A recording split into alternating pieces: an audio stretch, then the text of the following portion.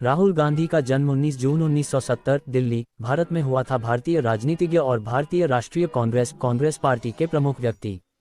उनका जन्म राजीव गांधी के पुत्र, इंदिरा गांधी के पोते और जवाहरलाल नेहरू के परपोते के रूप में हुआ था। इन सभी ने भारत के प्रधानमंत्रियों के रूप में कार्य किया। उसकी मां सोनिया गांधी ने कांग्रेस पार्टी में भी अग्रणी भूमिका निभाई। राहुल गांधी ने अपने प्रारंभिक जीवन में अधिकांश समय सार्वजनिक रूप से कम पहचान बनाए रखी। 1984 में इंदिरा गांधी की हत्या के बाद उनकी स्कूली शिक्षा घर पर ही हुई।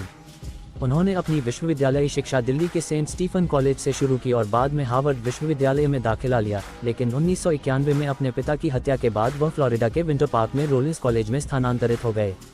उन्होंने 1994 में स्नातक की डिग्री प्राप्त की और एक साल बाद उन्होंने ट्रिनिटी कॉलेज, कैम्ब्रिज से मास्टर डिग्री हासिल की। भारत लौटने और मुंबई में एक फर्म स्थापित करने में मदद करने से पहले उन्होंने यूनाइटेड किंगडम में एक परामर्श फर्म के साथ काम किया। गांधी ने 2004 में राजनीति में प्रवेश किया जब वह पहली बार लोकसभा के लिए चुने गए। 2009 की प्रतियोगिता के बाद उन्होंने वहां अपनी सीट बरकरार रखी। 2013 में उन्हें कांग्रेस पार्टी का उपाध्यक्ष नामित किया गया और 2014 के चुनावों में प्रधानमंत्री पद के लिए वास्तविक, हालांकि कभी आधिकारिक नहीं, उम्मीदवार बने। हालांकि उन्होंने उस चुनाव में फिर से अपनी लोकसभा सीट बरकरार रखी, लेकिन भ्रष्टाचार के कई घोटालों के कारण कांग्रेस की छवि खराब होने के बाद उनकी पार्टी को भारतीय जनता पार्टी भाजपा से अपमानजनक हार का सामना करना पड़ा।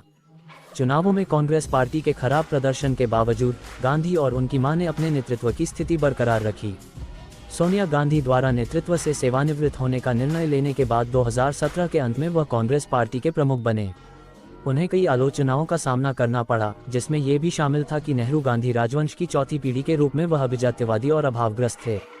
हिंदू धर्म के प्रमुख देवताओं में से एक शिव के प्रति उनकी भक्ति के बाहरी प्रदर्शन के लिए भाजपा के सदस्यों और उनकी अपनी पार्टी के सदस्यों द्वारा भी उनकी आलोचना की गई, जिसे कई लोगों ने हिंदू लोकलुभावनवाद के लिए भाजपा की अपील का लाभ उठाने के लिए एक राजनीतिक स्टंट के रूप में खारिज कर दिया। फिर भी कुछ पर्यवेक्षकों का मानना था कि गांधी की हिंदू भक्ति के प्रदर्शन और पार्टी के भीतर प्रतिद्वंद्वी गुटों को एकजुट करने के उनके प्रयासों ने मध्य प्रदेश, राजस्थान और छत्तीसगढ़ के हिंदू गढ़ों में हुए 2018 के राज्य चुनावों में कांग्रेस को भाजपा से बेहतर प्रदर्शन करने में मदद की।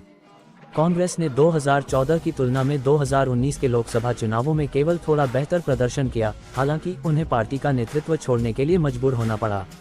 उत्तराधिकारी नहीं मिलने तक सोनिया गांधी को कांग्रेस पार्टी का नेतृत्व करने के लिए चुना गया था।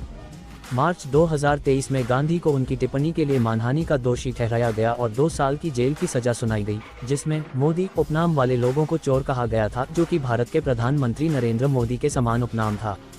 वादी पूर्णेश मोदी नाम के एक भाजपा विधायक ने तर्क दिया था कि गांधी ने मोदी उपनाम वाले लोगों को बदनाम किया था।